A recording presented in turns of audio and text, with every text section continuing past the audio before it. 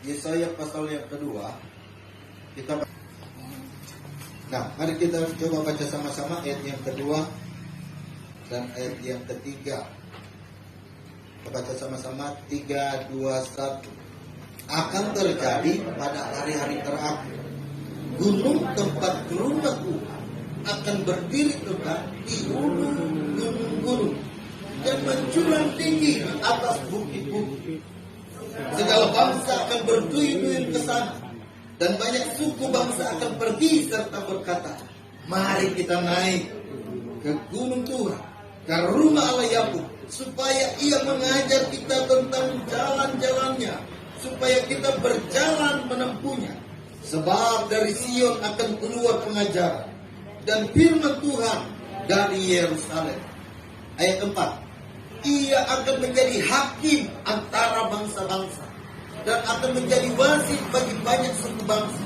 Maka mereka akan menempa pedang-pedangnya menjadi mata bajak dan tombak-tombaknya menjadi pisau pemangkas. Bangsa tidak akan lagi mengangkat pedang terhadap bangsa, dan mereka tidak lagi akan belajar perang. Hai kaum keturunan Yakub, mari kita berjalan di dalam terang Tuhan. Nah, perhatikan sekali lagi Bapak Ibu. Tadi saya sudah katakan bahwa rumah Tuhan ada dua hal. Yang pertama, tempat bagi segala kebutuhan manusia roh kita. Amin. Cintai yang namanya rumah Tuhan. Haleluya. Cintai yang namanya rumah Tuhan. Karena di dalam ayat yang ketiga dikatakan begini, banyak suku bangsa akan pergi serta berkata, mari kita naik ke gunung Tuhan, ke rumah Allah Yakub, sebab ia akan mengajar kita tentang jalan-jalan. Amin. Supaya kita berjalan menempuhnya, sebab dari Sion akan keluar pengajaran. Amin. Dan firman Tuhan dari Yerusalem. Lalu yang kedua dikatakan begini ayat yang keempat, ia akan menjadi hakim antara bangsa-bangsa. Jadi yang kedua bahwa rumah Tuhan itu adalah representasi daripada kerajaan Allah, di mana Allah memerintah. Katakan amin. Nah, berarti kita yang ada di dalamnya sebagai yang kita berkata kita adalah anak-anaknya, yang di dalam Roma 8 kita adalah anak-anaknya, bahwa kita juga dipimpin oleh Dia. Amin. Berarti bahwa kita yang ada di dalam rumah Allah, kita juga yang menjadi bagian daripada pemerintahan Allah itu. Amin. Kita tidak bisa menjadi anaknya, tetapi kita tidak mau dipimpin. Kita tidak mau diperintah oleh rumah Allah. Kita tidak mau mengakui pemerintahnya, kekuasaannya. Amin. Hal ini akan selalu saya sampaikan bagi kita, sampai kita benar-benar menjadi bagian daripada rumahnya Tuhan. Amin. Karena pada hari terakhir firman Tuhan berkata bahwa gunung rumah Tuhan harus ditinggikan. Amin.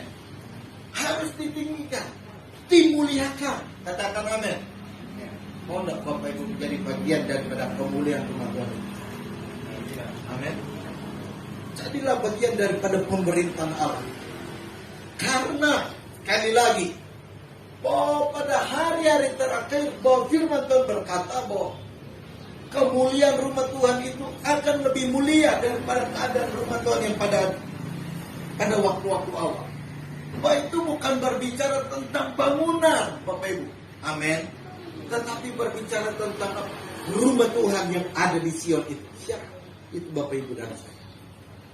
Karena itu berbicara tentang pusat pemerintahan, berbicara tentang secara korporat, secara assembly, secara menyeluruh kita yang ada. Amin.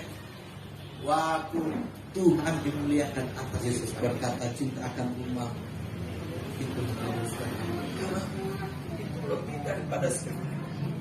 Maka kita menyanyi, lebih baik satu hati di pelataran.